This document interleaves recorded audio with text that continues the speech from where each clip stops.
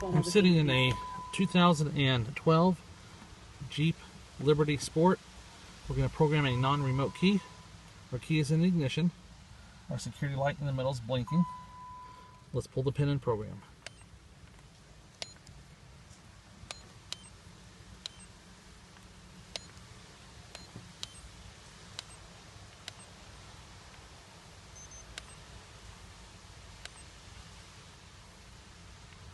All right, 9430. We'll back out.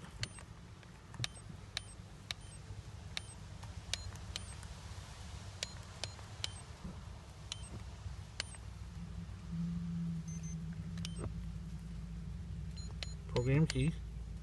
Pin is stored. There's our programming tone. 4 keys programmed. We're done. We'll take a look at the dashboard here. The key out, the key back in to on. Security light is out, and we are completed.